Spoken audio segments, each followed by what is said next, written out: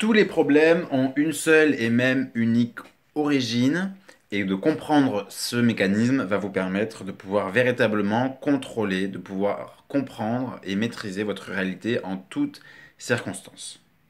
Un problème, c'est simplement le fait de ne pas savoir le sens d'un événement, du lien avec sa psychologie et de notre capacité à générer de l'harmonie à travers celui-ci.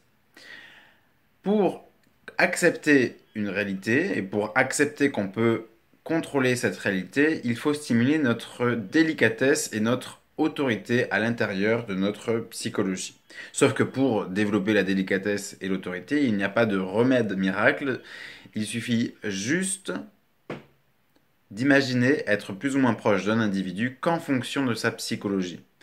C'est-à-dire qu'en fait, tout simplement, moi, mon attitude envers un humain ne tiendra compte que de la psychologie, de ses valeurs et de ses projets.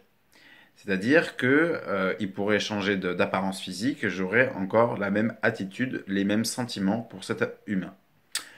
Voilà. Et donc c'est évidemment extrêmement dur puisqu'on n'est pas conditionné ni par nos parents, ni par l'école, ni par les films à penser comme cela. Et donc du coup, on n'a pas cette gymnastique d'esprit. Et il suffit d'imaginer que ce soit cool, d'avoir l'objectif de vivre avec ce genre de schéma psychique et relationnel qui suffit pour pouvoir être sur le chemin de l'évolution consciente.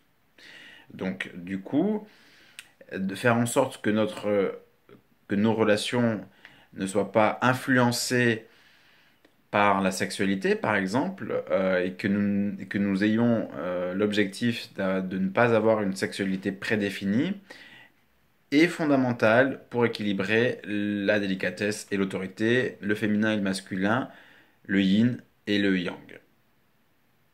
Donc, se dire tout simplement, je suis homosexuel, je suis hétérosexuel, je suis bisexuel, mais j'aimerais ne plus avoir une sexualité prédéfinie. Donc, on appelle ça la pansensualité, puisque la pansexualité, c'est encore baser une relation sur la sexualité. La pansensualité, c'est baser la relation sur la complicité, sur la sensualité et sur donc des caractéristiques psychiques et uniquement psychiques. Il faut savoir que le corps traduit la psychologie, mais pas à travers des critères physiques prédéterminés, à travers un regard, une peau de qualité, une attitude, des muscles, bref, quelque chose qui soit de l'ordre de la santé, du bien-être, mais pas lié à la présence ou non d'un zizi, à telle ou telle couleur de peau, à telle ou telle date d'arrivée sur Terre, qu'on appelle aussi l'âge. Je vous remercie de votre attention et vous souhaite une agréable journée.